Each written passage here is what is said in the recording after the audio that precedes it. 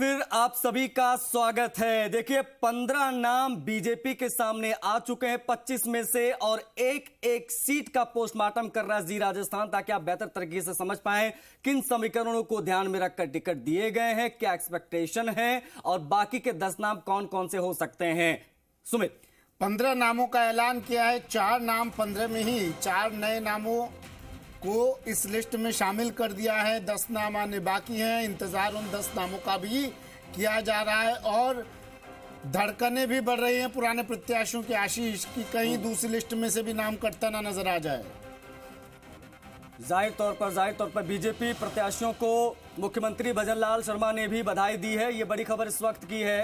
उन्होंने लिखा है कि जय भाजपा, विजयी भाजपा, समस्त प्रत्याशियों को हार्दिक बधाई और विजय की अग्रिम शुभकामनाएं, लिखा है मुख्यमंत्री भजनलाल शर्मा ने। आगे लिखा है कि निस्संदेह माननीय प्रधानमंत्री मोदी जी के नेतृत्व में ऐतिहासिक जीत होगी।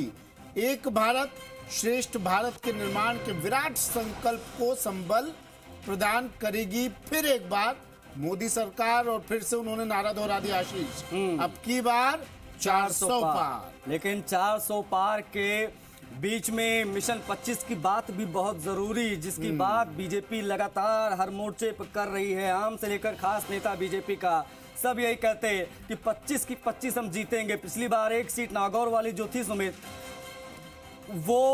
वो सीट पिछली बार गई थी गठबंधन में, इस बार वहां से ज्योति मिर्धा को टिकट दिया है। मतलब बीजेपी सिंगल हैंडली बैटिंग करने जा रही है। नागौर में भी दम दिखाया है बीजेपी ने। लेकिन इस बीच में महेंद्रजीत मालवीय, जो कि अभी कांग्रेस छोड़कर बीजेपी में आए, टिकट भी मिला, उनका रिएक्शन आया है, दिखाएंगे। बीजेपी ने अपनी पहली सूची उम्मीदवारों की जारी कर दी है। बांसवाड़ा डूंगरपुर सीट से दिग्गज नेता महेंद्रजीत सिंह मालवीय को उम्मीदवार बनाया है। महेंद्रजीत सिंह मालवीय हमारे साथ, हम उनसे ही जानते हैं कि बीजेपी ने जो उनका भरोसा किया है। सर बीजेपी ने आपको टिकट दिया है लोकसभा चुनाव को लेकर, सर इस पर क्या कहना है सर आपको? मुझे बहुत खुशी है और बहुत प्रसन्नता है। मैं सबसे पहले अमित शाह साहब को, आदरणीय नड्डा साहब को, हमारे मुख्यमंत्री जी को, हमारे सीपी साहब, प्रदेश अध्यक्ष जी को और तमाम संगठन के नेताओं को बहुत बहुत इनके प्रति आभार व्यक्त करता हूं, उनको धन्यवाद करता हूं।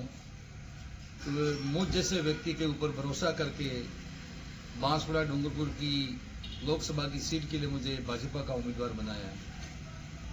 सर आपको उम्मीदवार बनाया है तो आस पड़ोस जैसे मध्य प्रदेश है, गुजरात है, वहाँ पे आदिवासी अंचल एरिया, वहाँ पर भी जाके आप प्रचार करेंगे, कितना असर पड़ेगा सर? पिछले 20-25 साल से कभी गुजरात में, कभी मध्य प्रदेश के अंदर सीमावर्ती इलाकों के अंदर मैं हमेशा आता जाता रहा हूँ। उस क्षेत्र में हमारी बड़ी संख्या में हमारा ट्राइबल भाई रहता है, उनसे मेरा अच्छा संबंध है, रिश्तेदारी भी है। मैं निश्चित रूप से मध्य प्रदेश के अंदर भी जाऊंगा, गुजरात के अंदर भी जाऊंगा और हमारी पार्टी को पूर्ण रूप से मजबूत और ताकतवर बनाने की कोशिश करूंगा। सर इस वागड़ क्षेत्र के विकास को लेकर आपका क्या विजन रहेगा?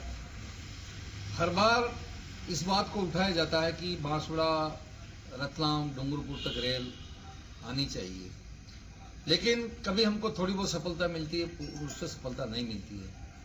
लेकिन इस बार मुझे पूरा विश्वास है, क्योंकि मुझे बड़े हमारे पार्टी के नेताओं ने आशीर्वाद दिया है और इस आशीर्वाद में मैंने ये बात भी इनसे निवेदन के रूप में कही थी कि अगर मैं इस पार्टी का, भाजपा का उम्मीदवार बनता हूं तो मेरी पहली प्राथमिकता रहेगी, मेरी मांग रहेगी कि रतलाम, बांसवाड़ा, डूंगरपुर तक रेल आनी चाहिए।